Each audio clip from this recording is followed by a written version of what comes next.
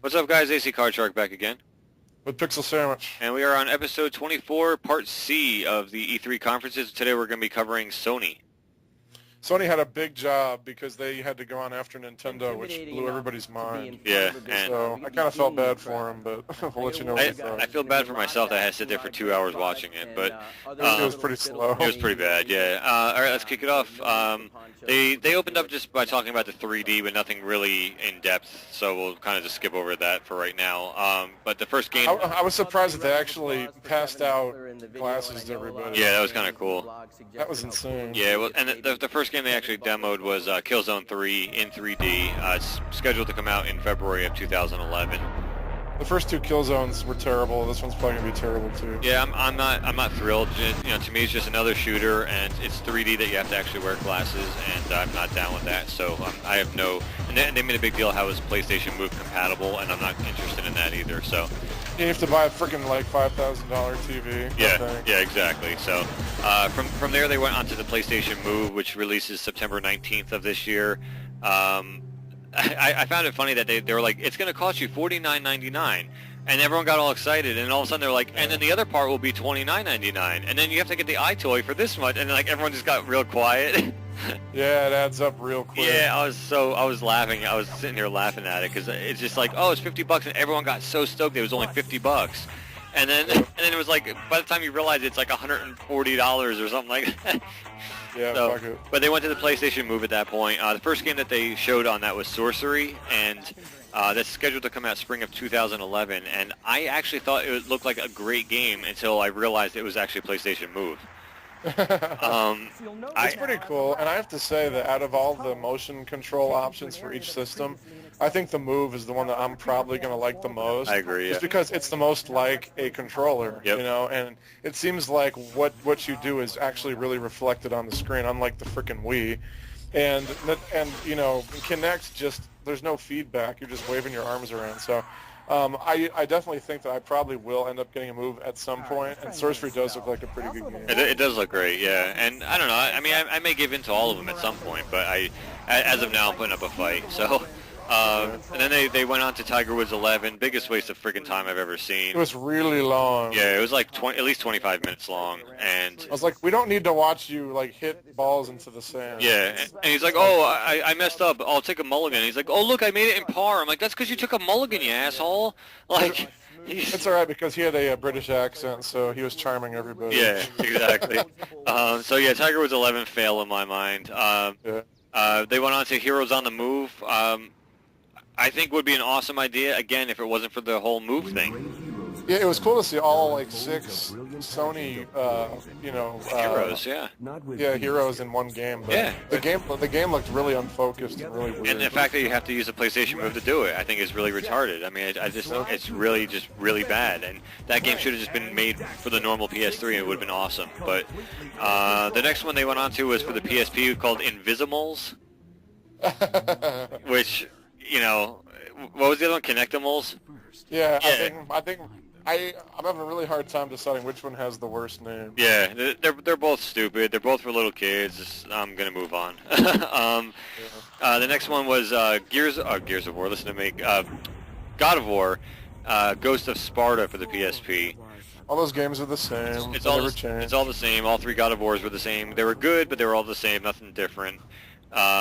They were announcing basically that 70 new titles will be hitting the PSP by December, which, for PSP owners, that's good news. There's bound to be something in there that somebody's gonna like, Yeah, there's some good stuff in there. Yeah, so I mean, I'm sure I don't have a PSP, so I really can't speak on it, but I mean, I'm sure that there's stuff for everybody in those titles. So, my favorite part of the conference was when Kevin Butler came out and was talking to the crowd. He's the guy from all those, It Only Does Everything commercials, yeah, for the PS3. I thought he was really funny, and he injected some much-needed life into that press conference, but it was kind of wasted. The funny part was that I actually went outside to smoke a cigarette because I was getting so bored with watching it, and that was the part I missed.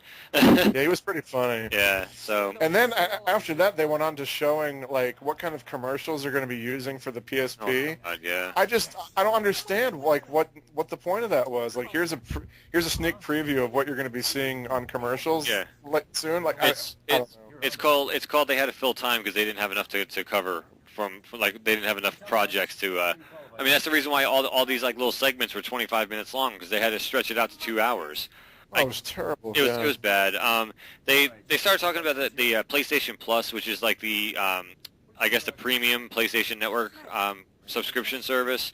It's coming out at a price point of $49.99 later this month, and I'm not that excited because I heard nothing about cross-game chat or party chat or anything like Xbox Live has. Yeah, those are the only options that we're looking forward to. So. I mean, they're like, oh, you get exclusive demos. I really don't care.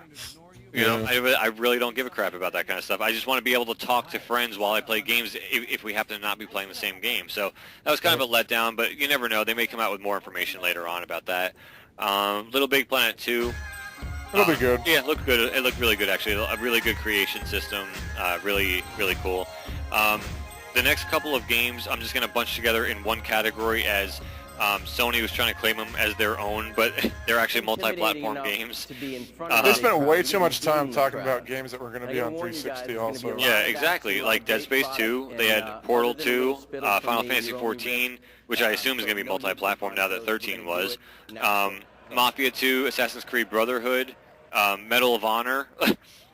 Yeah, they had like little exclusive things, but it all boils down to you're going to be able to get that game on other systems. Exactly, and then they had to do something to make it look like their own, which is not. So, and then they showed SOCOM 4.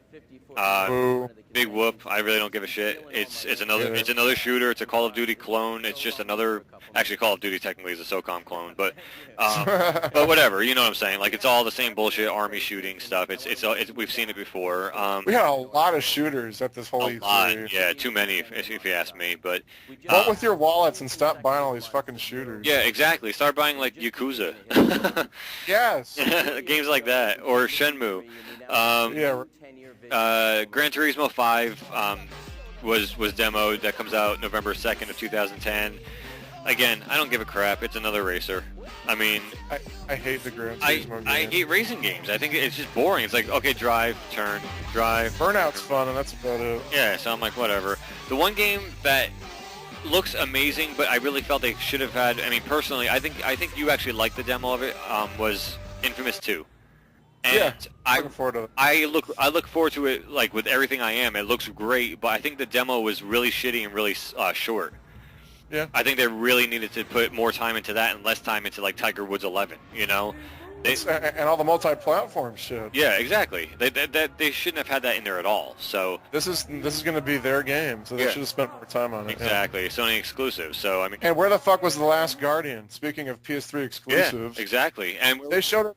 I mean, they showed it last year. I mean, not that this is a big title, but it is going to be exclusive. Where was Yakuza 4? Yeah, I wasn't expecting that to be there. Yeah, I wasn't either. But at this point, I mean, if they spent so much time on multi-platform games, it's a game that just recently, in like 2 weeks, got announced that it was coming to the system in the United States. So where the hell is that? You know, I mean that would have made more sense than talking about Assassin's Creed. I mean, it's going to be on both systems. So yeah, it just pissed me off. And then their big surprise at the end, which we were talking earlier, and I know it probably is a big deal for some people, but it was Twisted Metal. And that was like it's kind of shocker like at the end. I'm like, that's not shocking.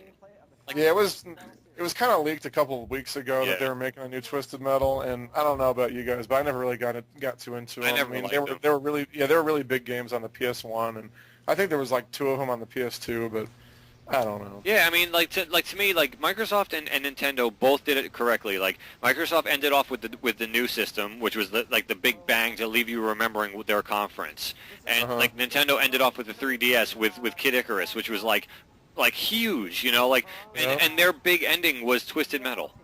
I'm like, you fucking yawn. Exactly. Like I don't know, whatever. My rant's over. Rating wise, out of 10, what are you giving it? I'd give it a 7. Because it had more games that I think I'd play than Microsoft. They gave Microsoft a 5. Right. But Microsoft just spent way too much time on Kinect, and I have absolutely no interest in that. Yeah, see, I'm going the opposite direction. I gave Microsoft a 7 because I do have some interest in Kinect because of the video chat and voice activation and stuff like that. Not so much on the arcade titles that they were previewing and stuff like that. To buy a game for it would cause it would take a lot for me to do that. I think I would get the camera just to do the other stuff. So I kind of thought that they were on the opposite end, like more of a 7. I think Sony, I've got to give like a 3 or a 4. Wow. Holy shit. I was really bored. They offered nothing for me. I mean, everything that they put out, other than Infamous 2, I can't really. And Sorcery looks great, but again, I'm not interested in the move. So, Yeah. honestly, everything was multi-platform that I was interested in. All the other stuff that I was like, oh well, God of War, okay. Oh wait, PSP, I don't have one. You know, Yeah. like everything that they came out with, the only thing that looked good was Infamous 2, and their big ending was not a big ending. So, Right. you know, to me, I could probably sit at a 3 and have a clean conscience on that. Okay. So, but yeah. So anyway, guys, that's gonna do it. That's our little thoughts and comments about Sony's E3 press conference. Let us know what you guys thought about them. Yeah. Please leave comments and let us know, guys, and let us know what you score it. So until next time, guys, this is AC Card Shark. And Pixel Sandwich. All right, take care, guys.